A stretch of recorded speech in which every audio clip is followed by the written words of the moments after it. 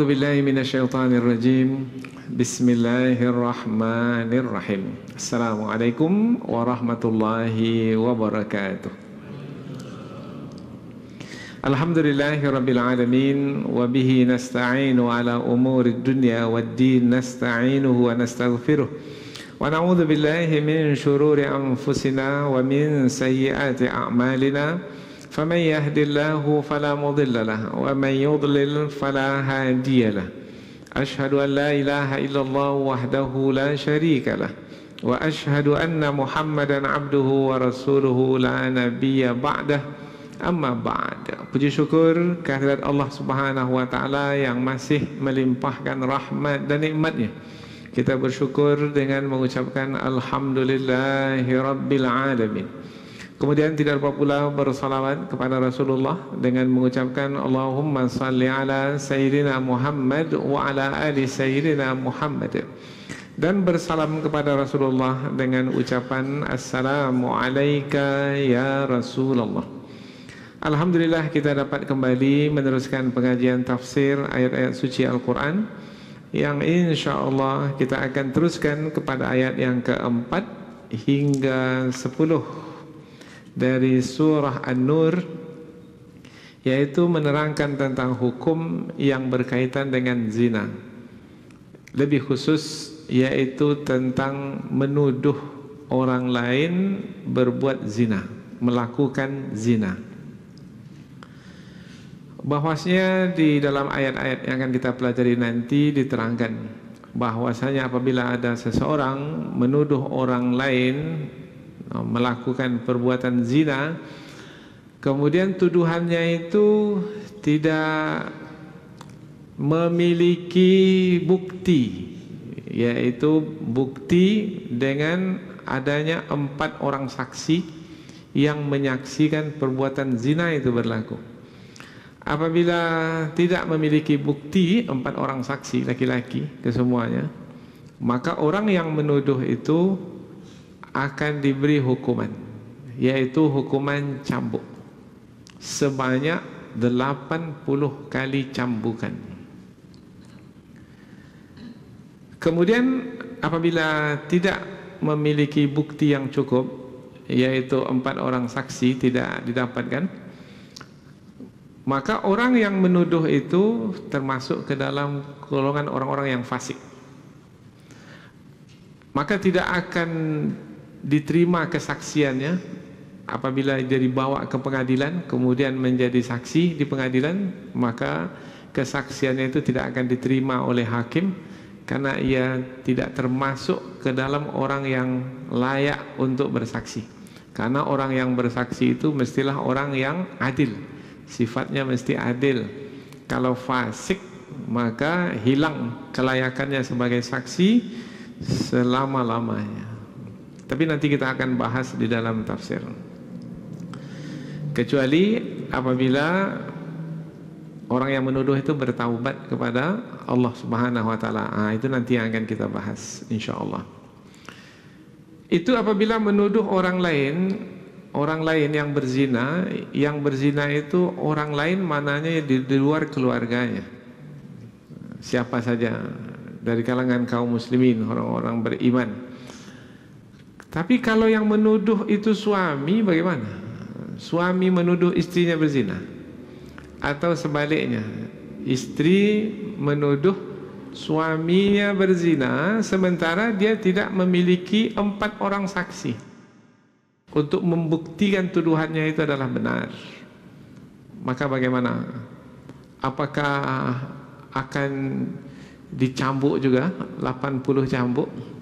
Rupanya ada penyelesaian yang lain apabila berkaitan dengan suami istri, yaitu apabila suami menuduh istrinya berzina, dia sendiri melihat istrinya itu berzina, nampak laki-laki lain itu bersama dengan istrinya, tetapi kan mesti 4 orang saksi, tak cukup dia sendiri.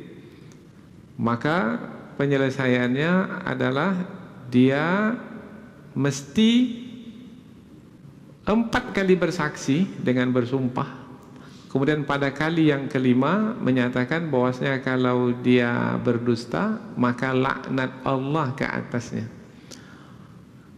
Kalau dia tidak melakukan itu, maka dia yang akan dicambuk.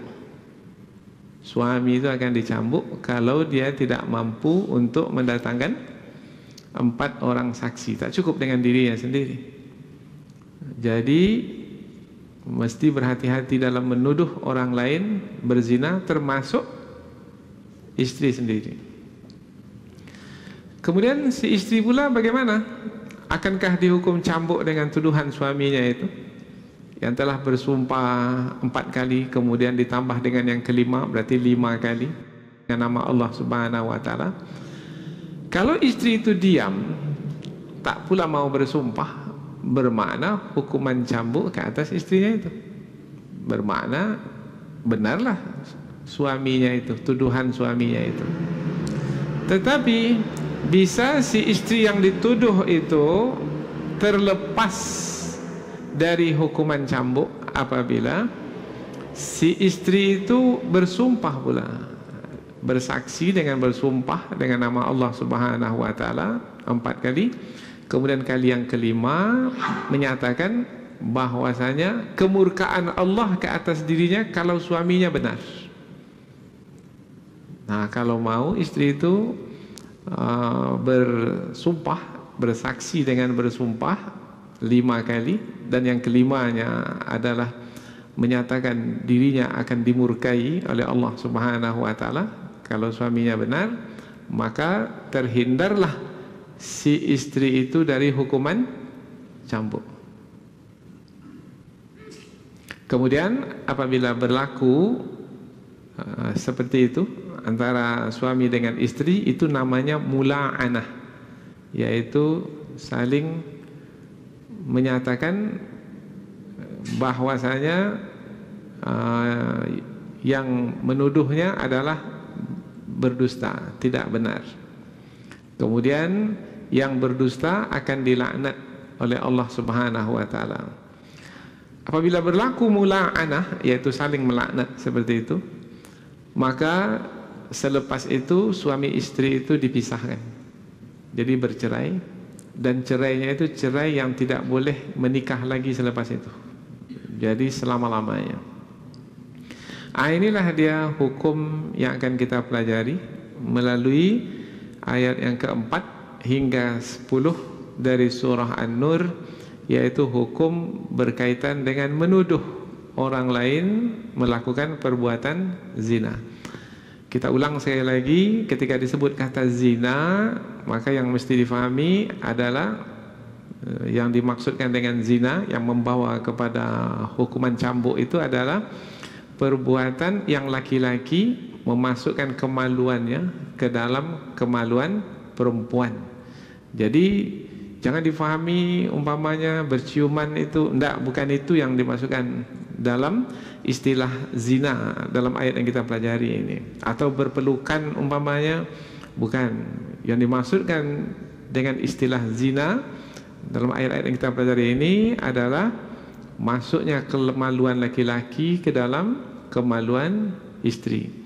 Nah, yang bersaksi itu kalau ia adalah sebagai saksi mesti melihat, tidak boleh samar masuknya kemaluan itu. Kalau tidak, maka saksinya tidak akan, kesaksiannya tidak akan diterima. Nah, ini perkara besar, ini perkara berat, dan ini kaitannya dengan dosa-dosa besar.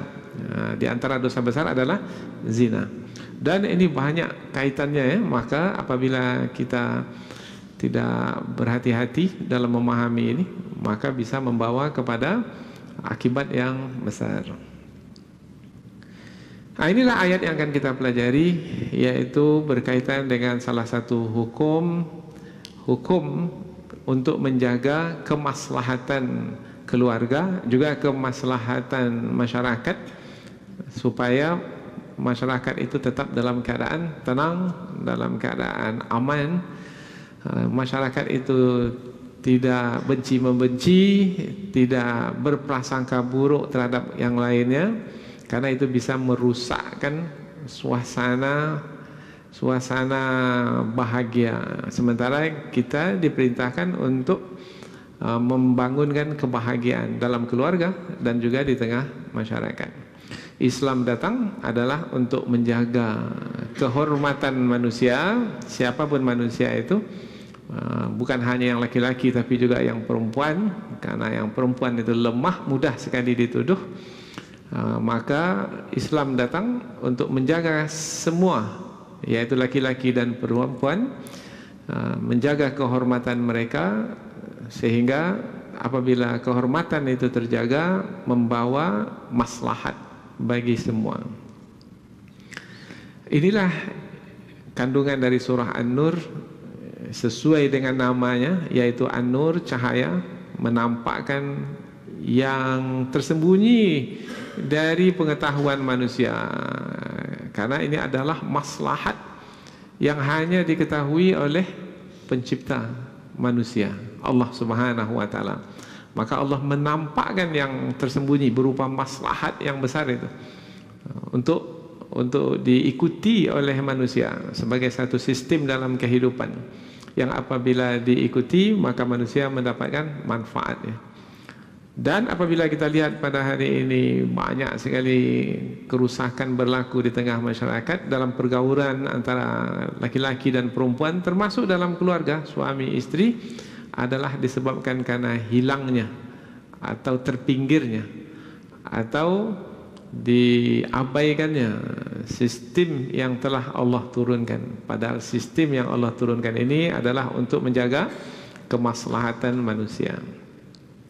Sebagaimana biasa, kita akan membaca ayat terlebih dahulu, kemudian kita akan menterjemahkannya kata per kata. Selepas itu, kemudian barulah kita akan membahaskan tafsirnya, yaitu penjelasan yang lebih panjang. Allah Subhanahu wa taala berfirman, A'udzubillahi minasyaitonirrajim. Bismillahirrahmanirrahim. وَالَّذِينَ يَرْمُونَ الْمُحْصَنَاتِ ثُمَّ لَمْ يَأْتُوا بِأَرْبَعَةِ شُهَدَاءَ فَاجْلِدُوهُمْ 80 جَلْدَةً وَلَا تَقْبَلُوا لَهُمْ شَهَادَةً أَبَدًا وَأُولَئِكَ هُمُ الْفَاسِقُونَ إِلَّا الَّذِينَ تَابُوا مِنْ بَعْدِ ذَلِكَ وَأَصْلَهُ فَإِنَّ اللَّهَ غَفُورٌ رَحِيمٌ وَالَّذِينَ يَرْمُونَ أَزْوَاجَهُمْ وَلَمْ يَكُنْ لَهُمْ شُهَدَاءُ إِلَّا أَنفُسُهُمْ فَشَهَادَةُ أَحَدِهِمْ 4 شَهَادَاتٍ بِاللَّهِ إِنَّهُ لَمِنَ الصَّادِقِينَ وَالْخَامِسَةُ أَنَّ لَعْنَةَ اللَّهِ عَلَيْهِ إِنْ كَانَ مِنَ الْكَاذِبِينَ وَيَدْرَأُ عَنْهَا الْعَذَابَ أَنْ تَشْهَدَ 4 شَهَادَاتٍ بِاللَّهِ إِنَّهُ لَمِنَ الْكَاذِبِينَ وَالْخَامِسَةَ أَنَّ غَضَبَ اللَّهِ عَلَيْهَا إِنْ كَانَ مِنَ الصَّادِقِينَ وَلَوْلَا فَضْلُ اللَّهِ عَلَيْكُمْ وَرَحْمَتُهُ وَأَنَّ اللَّهَ تَوَّابٌ حَكِيمٌ. Allah Subhanahu wa taala berfirman, walladzina, dan orang-orang yang yarmuna, menuduh, al-muhsanat, perempuan-perempuan yang baik, dengan tuduhan zina, summa, kemudian, lam ya'tu, tidak mendatangkan, bi arba'ati syuhada, 4 orang saksi, tak mampu dia mendatangkan 4 orang saksi, fajliduhum, maka cambuklah mereka itu, mereka yang menuduh itu, 80 jaldah, 80 kali cambuk. Wala taqbalu lahum, dan jangan kamu menerima dari mereka syahadah, persaksian, abadah, selama-lamanya. Wa ulaika, dan mereka itu humul fasiqun, orang-orang yang fasik. Dan orang-orang yang menuduh perempuan-perempuan yang baik berzina, kemudian dia tidak mendatangkan 4 orang saksi, maka cambuklah mereka itu 80 kali cambuk, dan jangan terima persaksian dari mereka selama-lamanya, dan mereka itu adalah orang-orang yang fasik. Illa, kecuali alladzina tabu, yang bertaubat, min ba'di dzalik, selepas itu, wa aslahu, dan memperbaiki diri, fa innallah, maka sesungguhnya Allah ghafurun rahim, maha pengampun lagi maha penyayang. Kecuali orang-orang yang bertaubat selepas itu dan memperbaiki diri, maka sesungguhnya Allah maha pengampun lagi maha penyayang. Ayat berikutnya, walladzina, dan orang-orang yang yarmuna, menuduh azwajahum, istri-istri mereka, dengan tuduhan zina, walam yakun, dan tidak memiliki, lahum, mereka, bagi mereka itu, syuhada, saksi-saksi. Berapa orang saksi tadi dalam menuduh? 4 ya, tak punya saksi, 4 orang saksi. Illa, kecuali anfusuhum, kecuali diri mereka sendiri. Bermana dia sendiri aja yang menuduh, tak ada saksi yang lain. Fasyahadatu, maka persaksian ahadihim, yang satu orang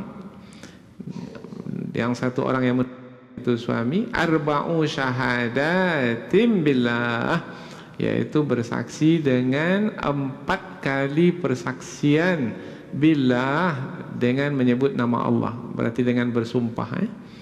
Innahu, sesungguhnya dia yang menuduh itu, laminas sadiqin, sungguh dia termasuk ke dalam golongan orang-orang yang benar, orang yang jujur. Bahwasanya ia memang betul-betul jujur dalam menuduh. Dan orang-orang yang menuduh istri-istri mereka melakukan perbuatan zina dan tidak memiliki saksi-saksi kecuali diri mereka sendiri, maka persaksian orang yang menuduh itu, salah seorang dari mereka yang menuduh itu adalah 4, yang dimasukkan adalah suami ya, 4 kali persaksian dengan nama Allah, sesungguhnya dia adalah sungguh termasuk ke dalam golongan orang-orang yang benar, jujur. Sambungan ayatnya. Wal khamisatu, dan yang kelima. Maksud yang kelima di sini adalah persaksian dengan sumpah untuk kali yang kelima. Tadi kan 4 kali. Kali yang kelimanya menyebut anna, sesungguhnya laknatullah, laknat Allah, alaihi, ke atasnya, in kana minal kadzibin, jika dia termasuk ke dalam golongan orang-orang yang berdusta. Jadi kalau dia berdusta, laknat Allah ke atas dirinya. Jadi perkataan laknat itu disebut di persaksian yang keberapa tadi? Persaksian yang kelima. Jadi persaksian pertama, persaksian kedua, persaksian ketiga, persaksian keempat, persaksian yang kelima menyebut kata laknat.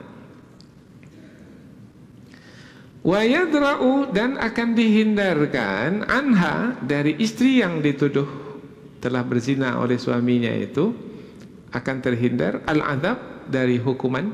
Hukuman apa yang dimasukkan? Hukuman cambuk ya. Apabila memang ia berzina, maka akan dihukum cambuk. Tapi bisa terhindar dari hukuman cambuk itu antashhada, kalau istri yang dituduh itu bersaksi pula, arba'a syahadat, 4 kali persaksian, billah, dengan menyebut nama Allah, berarti persaksian dengan sumpah.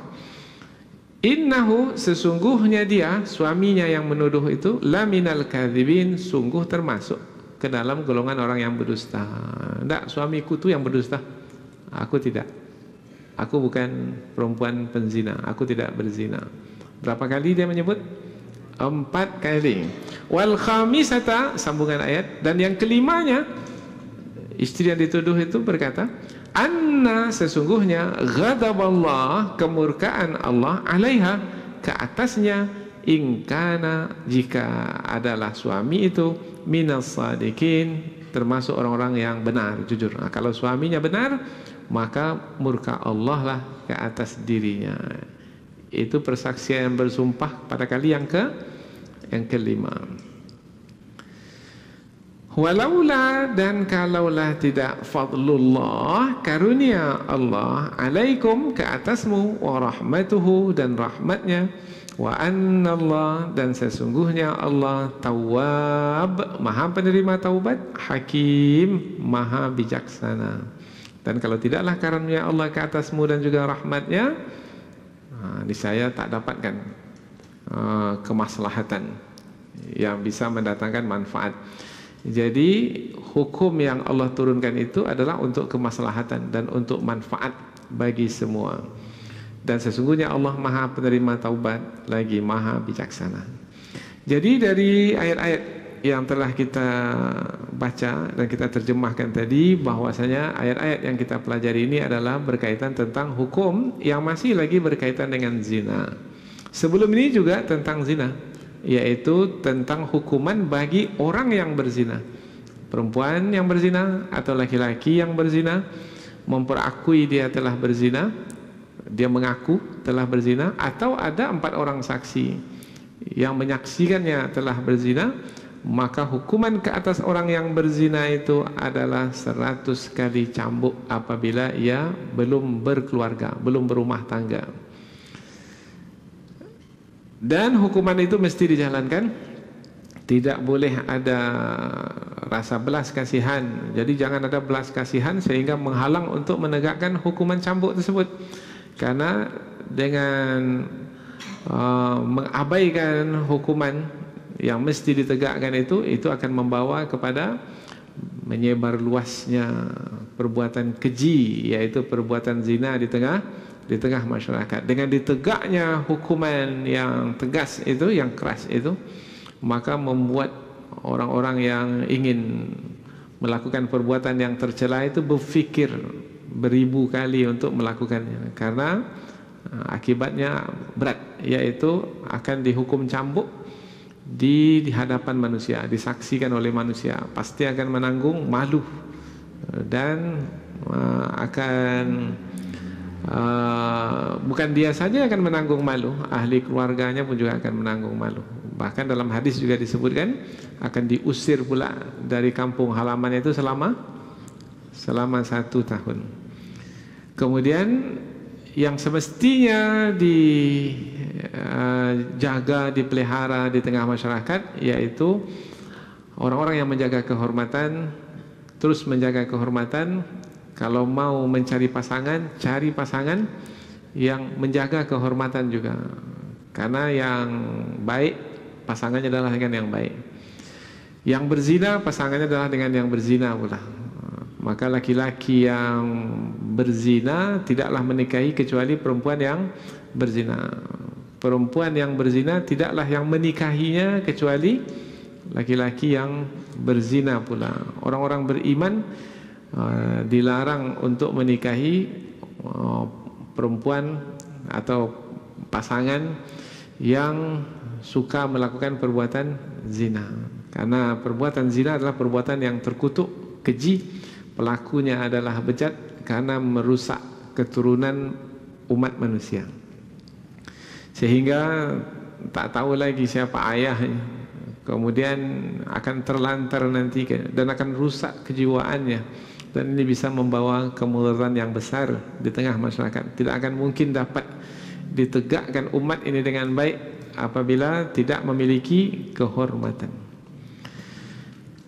Jadi ayat-ayat yang akan kita pelajari ini masih lagi berkaitan dengan ayat yang sebelumnya, yaitu berkaitan dengan zina, tapi lebih khusus kaitannya adalah dengan hukum yang berkaitan dengan tuduhan, menuduh orang lain berbuat zina, baik itu orang lain itu adalah yang di luar keluarga ataupun orang lain itu adalah pasangan sendiri.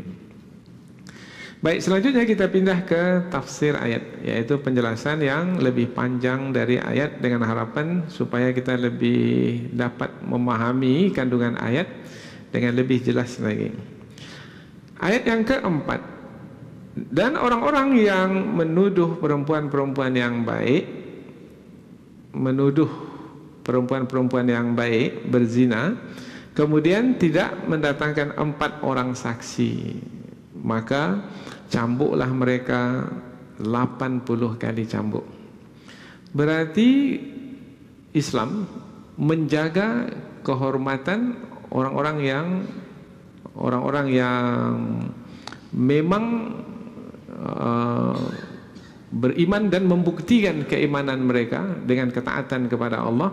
Maka apabila ada yang menuduh orang-orang beriman melakukan perbuatan zina, maka Allah Subhanahu wa taala melindungi mereka, yaitu dengan memberikan hukuman kepada orang yang menuduh itu hukuman yang berat, yaitu hukuman cambuk 80 kali, kecuali kalau yang menuduh itu memiliki bukti melihat sendiri, dan bukan dia saja, tetapi ada 4 orang menjadi saksi melihat dengan mata kepala mereka, tidak ada sedikit pun keraguan ketika melihat. Nah, apabila tidak, maka yang akan berlaku adalah orang yang menuduh itu akan dicambuk. Maka jangan mudah-mudah di dalam menuduh orang lain melakukan perbuatan zina. Apabila terbukti bagaimana? Terselamatlah dari hukuman cambuk. Yang menuduh itu terselamat dari hukuman cambuk, dan yang dituduh itu apabila terbukti dengan 4 orang saksi, maka yang dituduh itu akan mendapat hukuman, yaitu berupa hukuman cambuk. Walladzina yarmunal muhsanat. Yarmun, di sini ini ada penggunaan kata yarmun. Ini kalau kita belajar tafsir, maka kita memperhatikan pilihan kata. Allah memilih kata yarmun, sebenarnya maknanya melempar. Biasanya melempar itu dengan apa? Dengan benda yang berat, kemudian yang kena lempar itu akan merasa sakit dilempar. Nah, di sini melempar dengan apa? Bukan dengan barang. Orang-orang yang menuduh orang lain melakukan perbuatan zina, dia bukan melempar dengan barang, tapi dia melempar dengan perkataan. Tetapi perkataan yang dilempar itu juga menyakitkan. Kalau batu yang dilemparkan menyakitkan tubuh, maka perkataan yang dilemparkan, yaitu menuduh orang lain telah melakukan perbuatan zina, itu menyakitkan hati, menyakitkan jiwa. Maka penggunaan kata melempar itu untuk menerangkan sakitnya hati orang yang dituduh. Maka jangan sembarangan di dalam menuduh. Mungkin yang menuduh itu tidak merasakan apa-apa, tetapi orang yang dituduh akan merasakan sakitnya tuduhan itu. Maka Allah Subhanahu wa taala menjaga kemaslahatan supaya jangan sembarangan orang yang menuduh, karena bisa berakibat kepada sakit hati orang-orang yang dituduh. Maka kalau tidak memiliki 4 orang saksi, maka dia akan dihukum cambuk. Hukuman cambuk dari kata fajliduhum, apa itu semalam yang kita sebutkan, dari kata kulit. Cambukan itu ke kulit, yaitu dicambuk ke kulit sehingga pukulan itu, lecutan itu mengenai kulitnya, tidak mematahkan tulangnya dan juga tidak mengoyakkan dagingnya, tetapi menyakitinya, yaitu menyakiti, sakitnya itu terasa di kulitnya. Wala taqbalu lahum syahadatan abada. Bukan hanya dicambuk, tetapi hilang kelayakannya untuk menjadi saksi. Jadi tidak memiliki sifat adil lagi, karena saksi itu mesti memiliki sifat adil. Maka hilang kelayakannya untuk menjadi saksi. Saksi di pengadilan umpamanya, atau saksi kan ketika akad nikah pun ada saksi juga kan. Nah, hilang, tak boleh jadi saksi, karena dia tidak termasuk lagi ke dalam golongan orang-orang yang adil. Wa ulaika humul fasikun, mereka itu adalah orang-orang fasik. Digunakan kata fasik, fasik itu maknanya secara bahasa terkelupas. Fasikal kishru minal burtuqal, kulit limau itu, kulit jeruk itu fasik dari isinya. Tadi kulit jeruk itu bagaimana dengan isinya?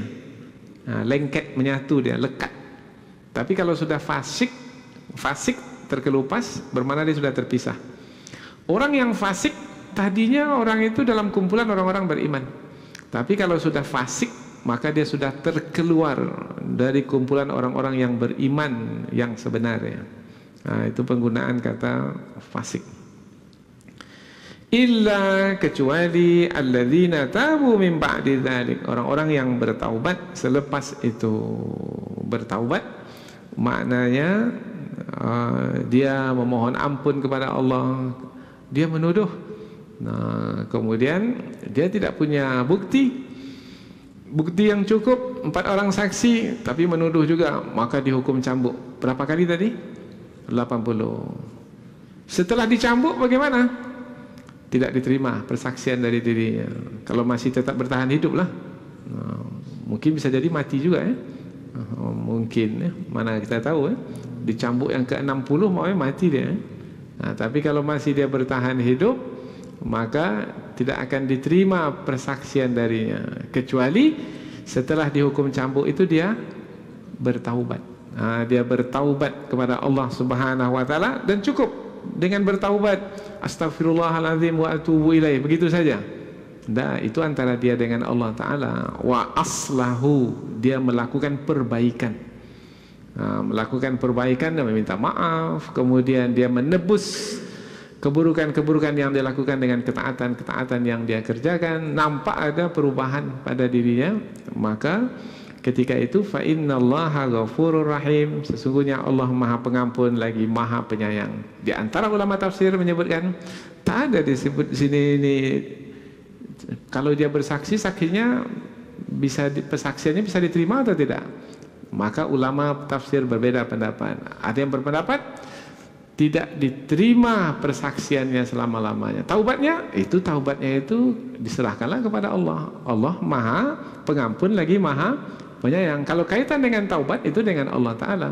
Tapi kalau kaitannya dengan persaksian itu adalah antara dia dengan manusia, maka persaksiannya tidak akan diterima selama-lamanya meskipun dia telah bertaubat. Dan taubatnya wallahu a'lam, umpamanya diterima oleh Allah Ta'ala, itu antara dia dengan Allah.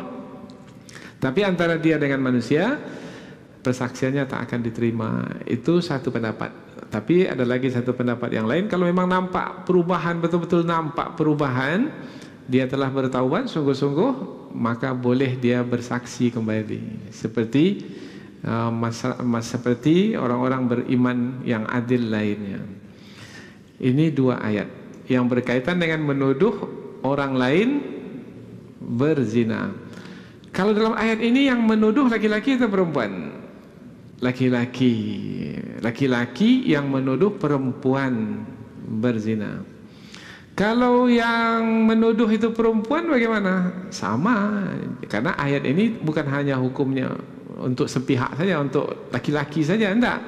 Kalau yang perempuan menuduh laki-laki berzina, tidak memiliki 4 saksi yang cukup untuk membuktikan tuduhannya itu, maka perempuan yang menuduh itu dihukum cambuk. Berapa?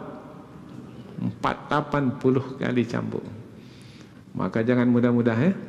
Jangan mudah-mudah. Ini sekarang ini di Facebook, di media sosial mudah sekali nyebut. Maka ditanyakan betul, kamu lihat enggak? Kamu ada di tempat itu? Nah, enggak kata orang, kata orang tak bisa itu diterima itu. Kami lihat mereka masuk berduaan ke dalam hotel.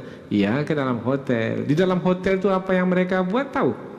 Dalam kamar hotel tahu apa yang mereka buat? Enggak, itu tak bisa diterima. Nah, ini contoh mudah ya. Kita berikan tambahan penjelasan. Ada rekamannya, baik, ada rekamannya. Dalam rekaman itu nampak tidak masuknya, minta maaf, kemaluan laki-laki itu kepada kemaluan perempuan. Kalau tak nampak, maka tak bisa juga diterima.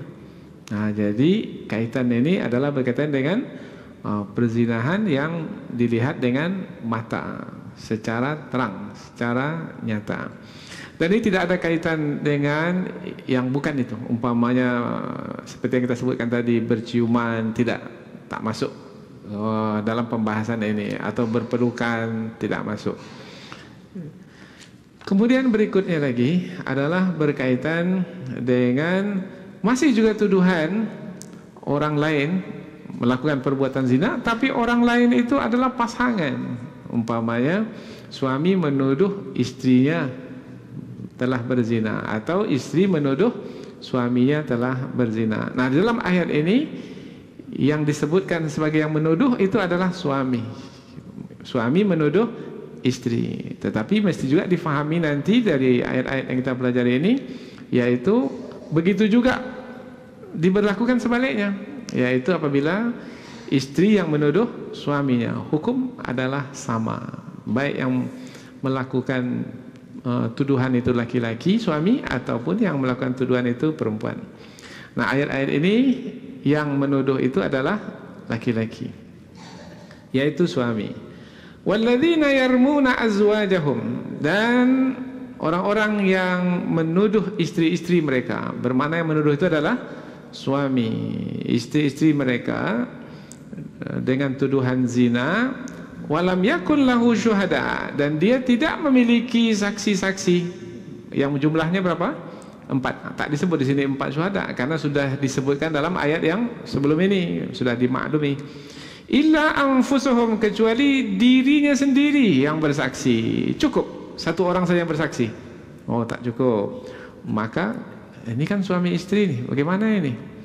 Karena suami itu betul melihat sendiri dengan mata kepalanya. Dia buka pintu rumah, kemudian masuk ke kamar, dia buka pintu kamar, nampak istri dengan laki-laki lain dengan mata kepalanya sendiri. Bagaimana?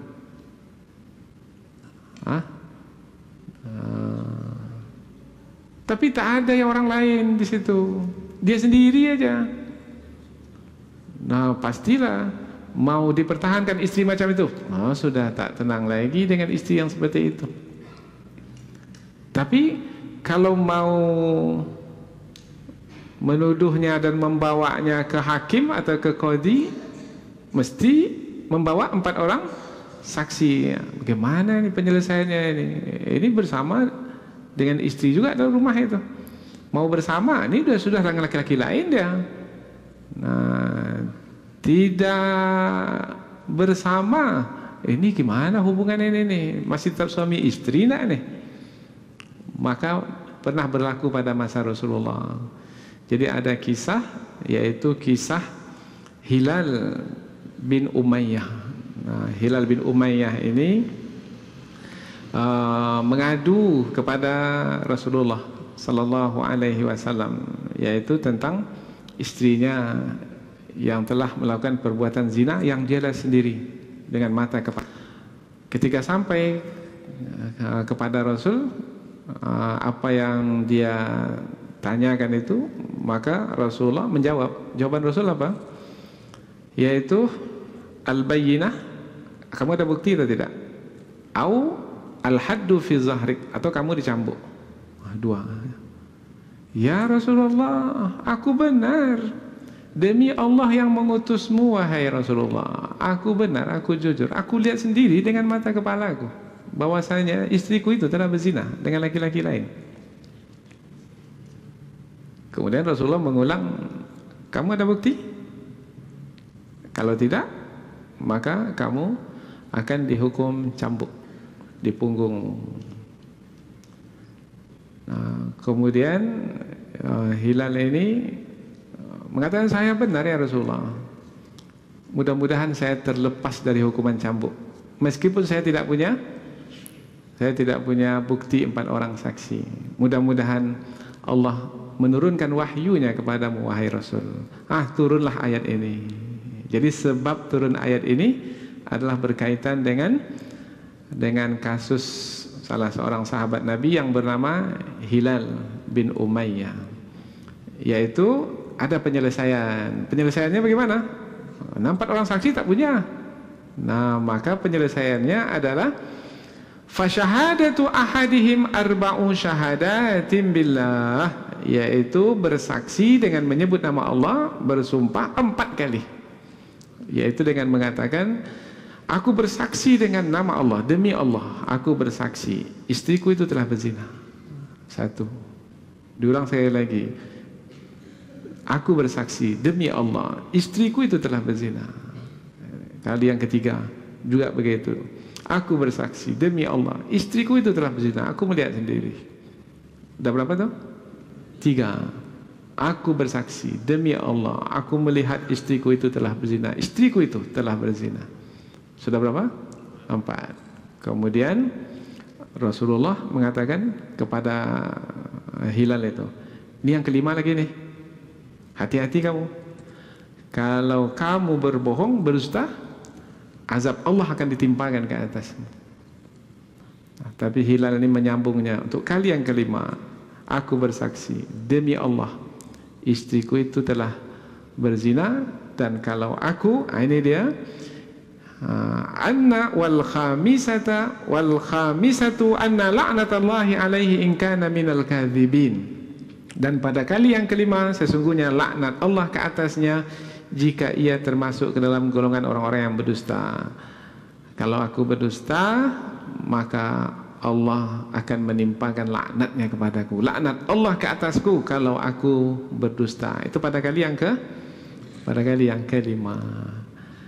Nah, dengan demikian itu namanya perkataan melaknat, yaitu menyerahkan urusan itu kepada Allah, karena Allah yang Maha tahu. Kalau dia berdusta, maka dia mendapatkan laknat dari Allah Subhanahu wa taala. Biasanya orang yang bersaksi sampai berkali-kali seperti itu meyakini dirinya benar atau meyakini dirinya salah? Pasti ketika meyakini dirinya benar, maka dia berani untuk bersumpah, bersaksi dengan bersumpah. Selesai sudah.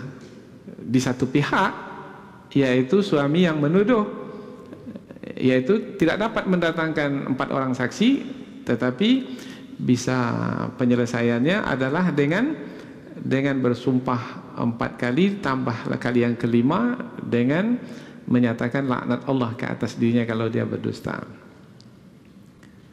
Berarti sepertinya ada keringanan atau tidak berbanding dengan hukum yang sebelumnya? Nah, ada keringanan, yaitu tidaklah sampai mencari 4 orang saksi, karena mencari 4 orang saksi itu berat, susah.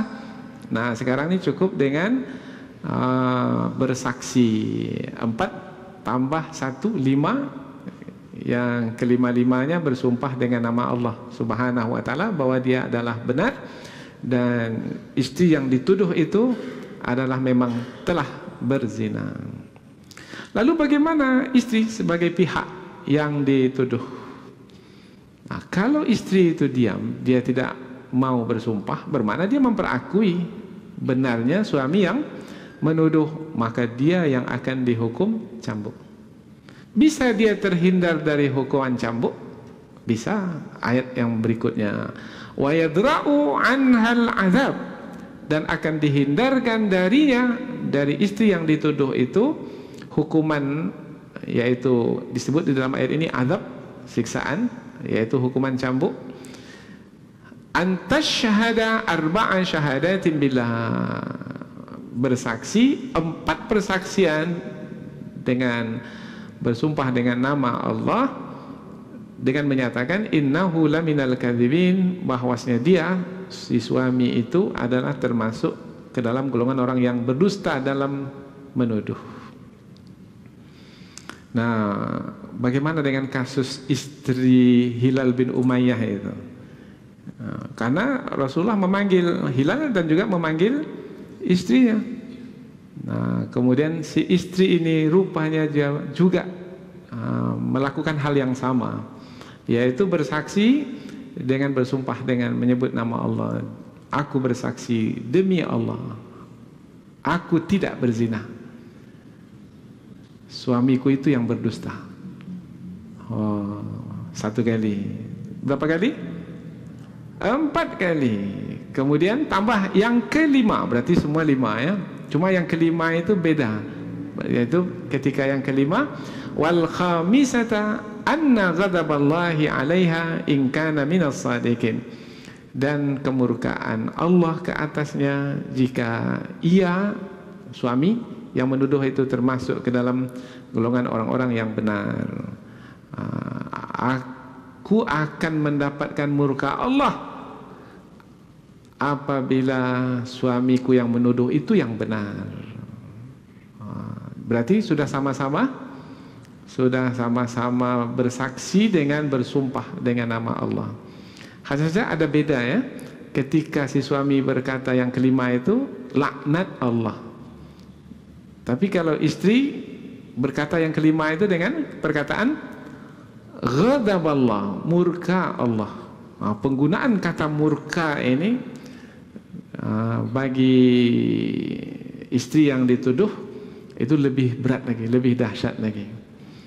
Karena perkataan murka itu pastilah dilaknat ya. Nah, laknat itu mana dijauhkan dari rahmat. Badan kita sehat itu adalah rahmat Allah. Maka orang apabila dilaknat bisa jadi lumpuh, bisa jadi hilang akal warasnya, bisa jadi bangkrut, bisa jadi terkena kecelakaan, bencana dan lain sebagainya, dan bermacam-macam ya, laknat Allah Subhanahu wa taala. Nah, ghadab, murka, digunakan kata murka yaitu untuk mengeraskan lagi bahwasanya kalau memang ia berdusta maka kemurkaan Allah ke atas dirinya. Nah, si istri dari Umayyah tadi pun juga bersumpah dengan nama Allah. Dalam sumpah itu ia bersaksi bahwasanya suaminya yang berdusta, tuduhannya itu tuduhan dusta. Ketika selesai bersumpah 5 kali bersumpah yang isinya adalah persaksian, si suami juga sudah selesai, itu namanya mula'anah. Maka ayat-ayat ini disebut sebagai ayatul li'an, ayat-ayat li'an, ayat-ayat laknat, melaknat. Nah, suami menggunakan kata laknat, istri pun juga demikian. Maka apabila selesai, maka Rasulullah mengatakan bahwasanya di antara mereka berdua sudah tidak lagi suami istri. Bahkan dalam hadis itu disebutkan bahwasanya, ya Rasulullah, kalau aku pertahankan juga dia sebagai istriku, aku sudah menganiayanya ya Rasul, karena aku sudah tidak nyaman lagi, hatiku sudah tidak lagi bersama dengannya. Maka Hilal bin Umayyah ini menceraikan istrinya dengan cerai 3. Kalau cerai 3 berarti tidak boleh lagi kembali. Maka dalam pembahasan fikih disebutkan setelah mula'anah, setelah laknat melaknat seperti yang disebutkan dalam ayat ini, maka suami istri itu akan dipisahkan. Kemudian hakim menyatakan bahwasanya mereka telah berpisah dan tidak ada lagi mereka itu peluang untuk menikah kembali selama-lamanya. Itu bedanya ya. Bedanya. Jadi berlaku perceraian. Kemudian kesudahannya bagaimana ya peristiwa itu ya? Nah, kesudahannya ya tak ada yang dihukum cambuk. Yaitu si suami tidak dihukum cambuk. Apa sebab? Sebab dia bersumpah 5 kali. Si istri juga terhindar dari hukuman cambuk. Apa sebab? Sebab dia juga bersumpah. Tapi yang mana yang benar itu? Maka Rasulullah mengatakan ada di antara kalian ini yang salah pasti. Maka siapa yang bersalah bertaubatlah kepada Allah. Itu di awal itu Rasulullah ketika mereka berdua sampai ke hadapan Rasul, tapi mereka mengatakan enggak, menuduh yang lainnya yang berdusta. Maka penyelesaiannya kalau seperti itu adalah mula'anah, saling melaknat. Bagaimana kelanjutan kisah ini?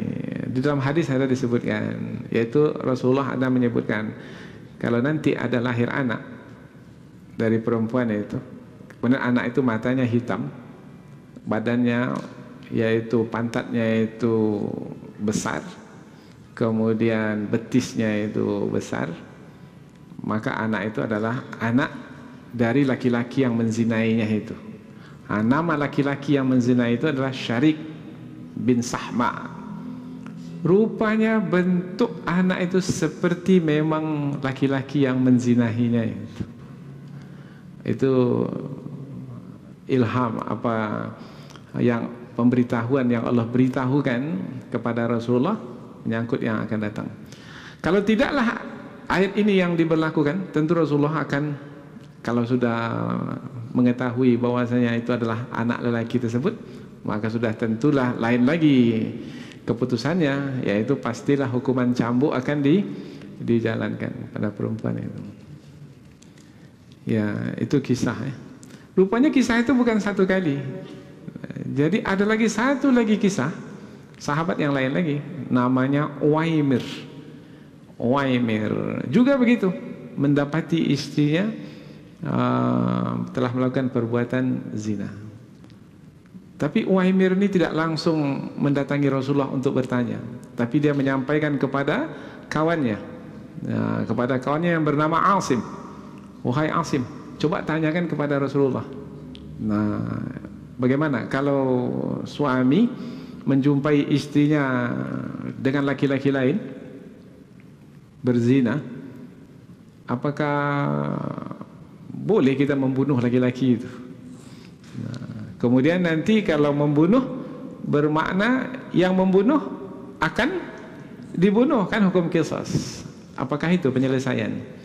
Coba tanyakan kepada Rasulullah. Jadi Uwaimir ini tak berani juga langsung kepada Rasul, bertanya kepada Rasul melalui Asim. Asim bertanya kepada Rasul, yaitu menyampaikan pertanyaan sahabatnya itu, titipan dari sahabatnya. Tetapi rupanya Rasulullah tak suka pertanyaan itu. Nah, jadi Rasulullah tak menjawabnya. Maka Asim ini menyampaikan kembali kepada Uwaimir, kepada sahabatnya itu, ketika ditanya macam mana, apa jawaban Rasul? Allah, saya tak dapat kebaikan karena Rasul tak mau jawab. Nampaknya Rasulullah tak suka dengan pertanyaan macam itu. Nah, tapi kata Uwaimir ini, baik, saya sendiri yang akan pergi menjumpai Rasul, saya akan tanya langsung. Nah, masalah ini masalah keluarga saya, tak nyaman saya ini, saya mau tahu penyelesaiannya seperti apa. Nah, kemudian Rasulullah menjawab seperti jawaban di kasus yang sebelum ini. Kalau kamu tak punya bukti, kamu akan dicambuk. Nah, kemudian si Uwaimir ini membawa istrinya menjumpai Rasul. Berlakulah seperti yang kita ceritakan tadi, yaitu mula'anah, yaitu 5 kali bersumpah dengan dalam persaksian, suami dan juga istri, kemudian dipisahkan di antara mereka berdua. Ceritanya juga begitu. Nanti kalau lahir anak yang sifatnya begini-begini, maka rupanya lahir anak seperti yang Rasulullah beritahukan sifatnya itu. Maka yang benar siapa berarti? Yang benar adalah suami yang menuduh itu. Maka anak yang lahir itu tidak dibinkan kepada ayahnya, tapi dinisbahkan, disandarkan kepada ibunya. Karena tidak patut, karena airnya bukan air ayahnya itu, airnya pada air laki-laki lain yang menzinahinya. Itulah dia penyelesaian, yaitu hukum yang turun dari sisi Allah untuk menyelesaikan persoalan yang berlaku, yang pada masa Rasul bukan sekali berlaku seperti itu, berulang kali. Kira-kira berlaku juga tidak pada hari ini seperti itu? Wallahu a'lam, ya, lihat ajalah sendiri ya, bagaimana. Nah, dengan adanya syariat Allah yang menyelesaikan persoalan ini, itu adalah karunia dan rahmat dari Allah Subhanahu wa taala. Ujung ayat, walaula fadlullahi alaikum wa rahmatuhu, dan kalau tidaklah karena karunia Allah ke atasmu dan rahmatnya, wa annallaha tawwabur rahim, dan sesungguhnya Allah Maha penerima taubat lagi Maha bijaksana. Nah, itulah dia karunia Allah Subhanahu wa taala untuk menyelesaikan persoalan dalam rumah tangga itu. Kalau tidak, persoalan suami istri itu tak akan selesai. Dikatakan bersuami istri tidak, dikatakan berumah tangga tidak, dikatakan bercerai pun juga tidak. Nah, suami tak akan nyaman bersama dengan istri yang seperti itu, yang dia lihat sendiri dengan mata kepalanya. Si istri pun juga tidak akan nyaman dengan suami yang seperti itu, yang dia lihat dengan mata kepalanya. Jangankan melihat dengan mata kepala, melihat chattingannya saja di WA itu ada sengsara istri itu, atau suami itu. Apalagi melihat dengan mata kepala orang yang terkutuk, yang tercela itu. Nah, inilah dia karunia Allah, yaitu berupa syariat untuk menyelesaikan persoalan yang berlaku di tengah umat, di tengah masyarakat. Mudah-mudahan apa yang kita pelajari ini ada manfaatnya. Subhanakallahumma wa bihamdika asyhadu an la ilaha illa anta wa astaghfiruka wa atubu ilaik. Wassalamualaikum warahmatullahi wabarakatuh.